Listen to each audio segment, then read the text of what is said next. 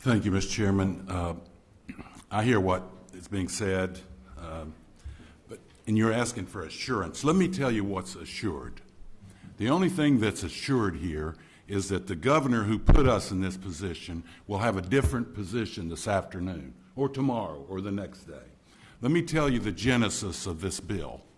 We started out with 11111, and I was called into his office and he said, "This is all the money we have, stick with me. This is all we have."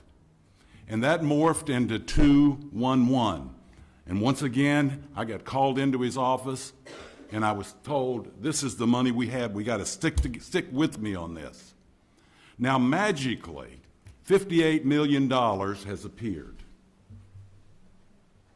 $58 million has appeared from one day to the next. And we see that a good bit here. And all I can tell you that with assurance is that pretty soon there'll be another deal. There'll be something else that's changed. And we'll be sticking on that. Well, here's what we have before us. This is atrocious as what he's put these people through. And I'm talking about the teachers, the service personnel, not counting us. And we get painted the villains when I've been through this now three times, and every time this is all the money we have. Every time.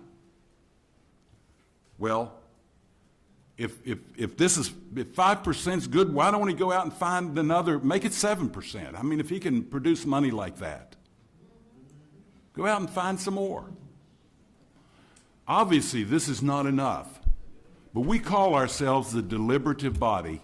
That's what we call ourselves. And this has been deliberative. It has been deliberative. You've heard testimony here today that as the budget now stands today, we're $28 million short. And we add his 58 funny money in there, we're going to have plenty to do this. And I wish that was true. I hope it's true. But let me tell you what's likely to happen. What's likely to happen is halfway through the year, this money doesn't show up. And we've seen it before. And changes will have to be made. Because why? Because we have to balance the budget. And we have to keep it balanced. And who's going to take the brunt when we start making those cuts? Senior citizens, Medicaid, higher education. It happens every time. I've watched it in the short time I've been here. Yes, we're just dealing with these three things in this bill. But I'm dealing with them not in a vacuum. I'm dealing with them because when I go to Tudor's and see Jay, who drives the snow truck, he looks at me. He doesn't even have to say anything because he's saying, "Well, what about us? What about us?" And Bill, who cleans my office and empties my trash. What about Bill? I asked this question on the floor when this bill came up and it was tried to be amended to increase it on the floor.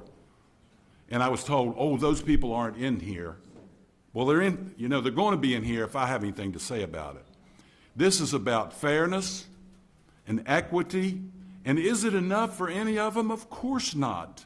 I mean, that's one thing that this whole group can agree on. This is not enough. But this didn't happen overnight. And it's still not like we're rolling in money, even though the governor might be able to find some more. I don't know.